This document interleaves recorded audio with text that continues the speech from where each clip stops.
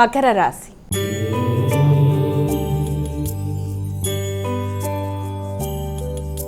మైక తదుపరి రాశి అయినటువంటి మకర రాశి వారికి ఈరోజు ఎలా ఉంది?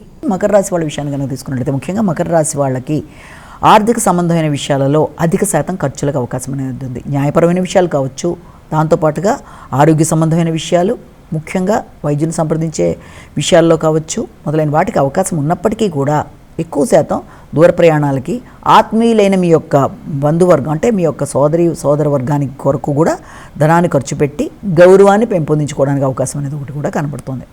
కాబట్టి వాటికి సంబంధించిన విషయాల మీద ఎక్కువ శాతం దృష్టి కేటాయించడం, నైపుణ్యాలు పెంచుకోవడం, ఇబ్బంది పెట్టే వారిని మీరు అధిగమిస్తూ ముందుకు వెళ్ళడానికి చేసే కార్యక్రమాలు మొదలైనవన్నీ కూడా చాలా వరకు అనుకూలంగా ఉంది. కుంభరాశి.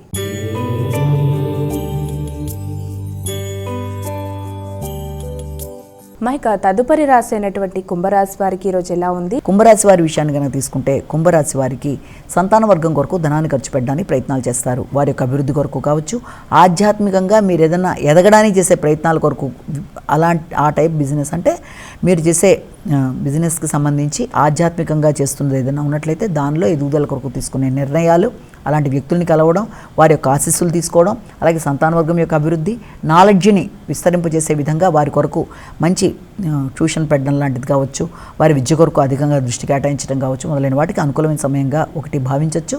అలాగే సంతాన వర్గానికి సంబంధించిన విషయాలలో ఒక గురువుని సంప్రదించడం, వారి యొక్క అభివృద్ధి కొరకు వారితో కలిపి, అంటే ఆ గురువు కూడా మీ యొక్క కుటుంబంలో మీకు బాగా క్లోజ్గా ఉండే మీ యొక్క కుటుంబ సభ్యులకు సంబంధించిన కుటుంబంలోని వ్యక్తినే మీరు గురువుగా భావించి వారి ద్వారా మీరు సలహా సంప్రదింపులు తీసుకోవడానికి, ఆధ్యాత్మికమైన వ్యక్తిని సంప్రదించడానికి కూడా మీరు అవకాశం అనేది కనబడుతుంది. మీనరాశి.